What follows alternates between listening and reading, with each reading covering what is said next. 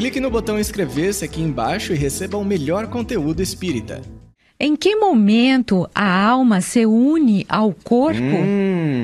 Que pergunta interessante. Nós comentamos nas semanas passadas, não é, que há um determinado processo de aproximação do espírito, de planejamento, aquela adequação entre o que ele vai precisar desenvolver durante a vida física e aquele que será o seu veículo, aquele carro que você vai precisar para poder andar naquele percurso. Então Kardec quer saber, depois de toda essa preparação, qual é o momento em que se dá a união da alma com o corpo, aquilo que vai realmente marcar este processo. É a pergunta 344 e a Solange vai ler para a gente. Vamos lá?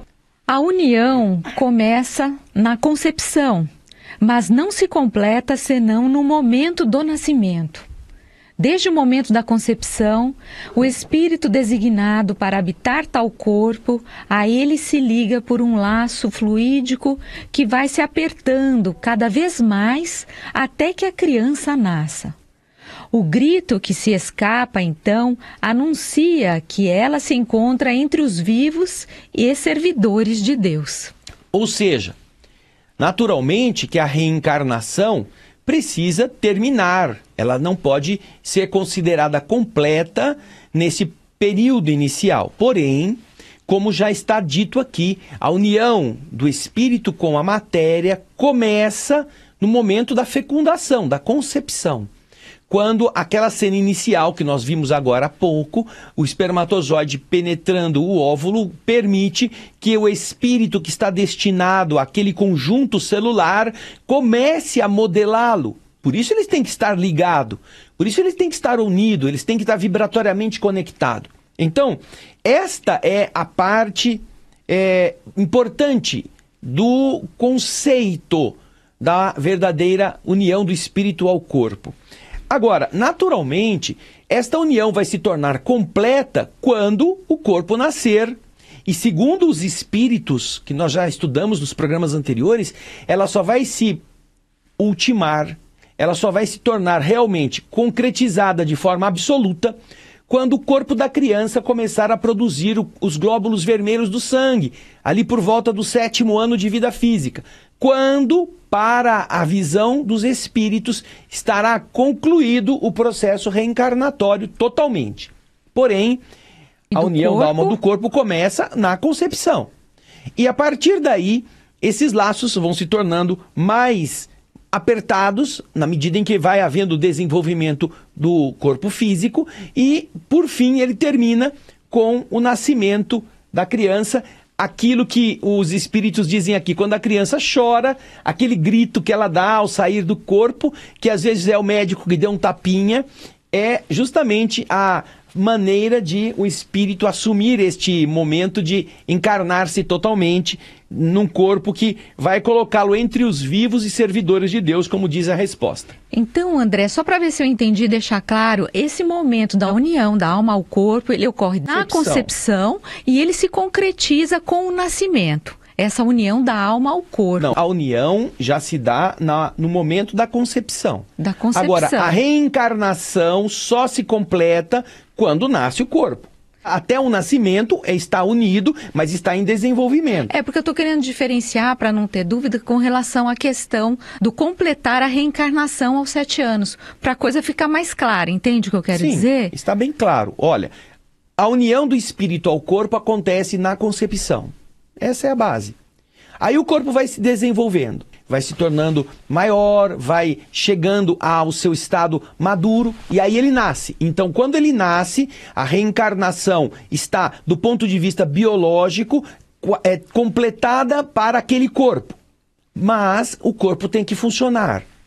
E enquanto o corpo não está maduro fora do útero da mãe para funcionar completamente, os espíritos estão tomando conta para que não aconteça nenhum acidente no percurso que vai fazer com que o organismo amadureça normalmente para produzir os glóbulos vermelhos do sangue, como nos disse André Luiz no livro Missionários da Luz.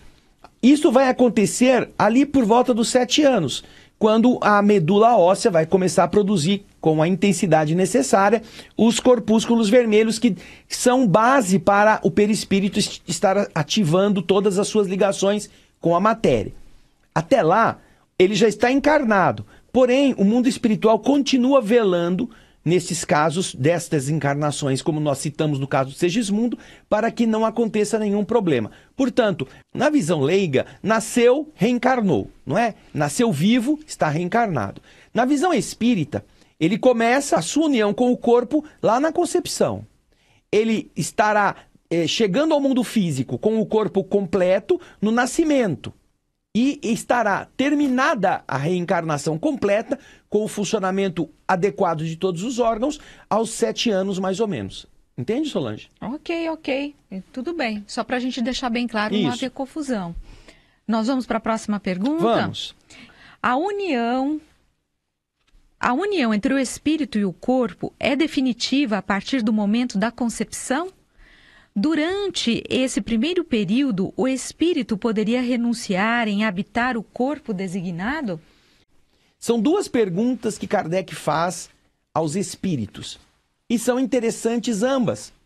A primeira delas diz respeito a este estado definitivo para aquele corpo. E a segunda é que se há ou não condições do espírito desistir da reencarnação.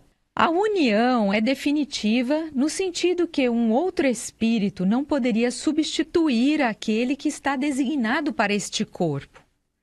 Porém, como os laços que o prendem são muito fracos, rompem-se facilmente, podem romper-se pela vontade do espírito que recua diante da prova que escolheu.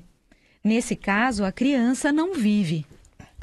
Ou seja, quando existe a união na concepção do espírito com a matéria, nós temos esta primeira etapa, esta situação em que já está definida qual é aquela alma que vai habitar aquele corpo. Isto já é algo definitivo.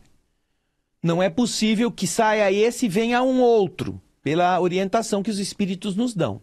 Então, uma vez feita a ligação, o espírito está definido para aquele futuro corpo. Até porque é graças à sua estrutura vibratória, magnética ou psicomagnética, que aquele futuro corpo vai ter uma forma, que vai ter determinadas circunstâncias, vai ter determinados padrões que terão que ser desenvolvidos. Aquele corpo vale perfeitamente para um espírito X. O espírito Y vai precisar de um corpo específico para ele.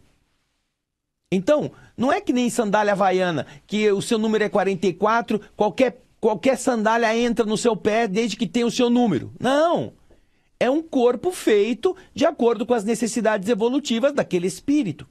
Por isso que ela é definitiva nesse sentido. Quando um espírito está unido ao futuro corpo, aquela união só pode ser entre ele e aquelas células, aquele corpo. Agora, Kardec também pergunta, sendo desde esse começo já uma ligação, o espírito pode desistir da sua união com o corpo por algum motivo? E aí que vem a resposta em complemento, aquela que a Solange já leu, que você vai ver de novo na tela. Fernandinha, põe para nós o mesmo slide, por favor. A união é definitiva no sentido que um outro espírito não poderia substituir aquele que está designado para este corpo. Isso até aqui foi o que nós falamos. Agora ele vai começar a responder a segunda pergunta. Porém, como os laços que o prendem são muito fracos, rompem-se facilmente. Podem romper-se pela vontade do espírito que recua diante da prova que escolheu. Nesse caso, a criança não vive. Então você vê aí, os laços são muito fracos, eles se rompem facilmente. E se o espírito, então, está ali e de repente ele resolve não querer nascer, ele pode romper essas ligações. Aliás, não é só o espírito que rompe essas ligações. Também pode acontecer de uma outra forma. Mas vamos trabalhar primeiro este aspecto. O espírito pode desistir da reencarnação, porque a vida é uma manifestação da nossa liberdade, não é? Nós também temos essa liberdade. Se o espírito não quer mais, ele pode renunciar àquele processo reencarnatório e é claro que aí o corpo futuro não terá vida. A criança não viverá. Aquilo que está sendo gestado perde a sua vitalidade e acontece aí, nesses casos, aquilo que a gente chama de aborto espontâneo. A criança para de viver, o corpo morre e o corpo da mãe acaba expelindo aquele projeto. Agora, naturalmente, também isso não acontece assim. Você quis, não quis, tudo bem, então quando você tiver vontade, você volta lá. Não, tudo tem consequência, não é? Mas é importante que nós vejamos o que os espíritos respondem. Então, um espírito pode, durante a gestação, dar um passo atrás e não querer que ela aconteça. Mas isso é a atitude do espírito reencarnante. Não é produzido pelo pai nem pela mãe. Eles querem o filho, eles estão dispostos a recebê-lo. Mas o espírito está um pouco, assim, amedrontado. Então isso pode acontecer. Se inscreva no canal, ative o sininho e acompanhe as novidades do Espiritismo no Brasil e no mundo.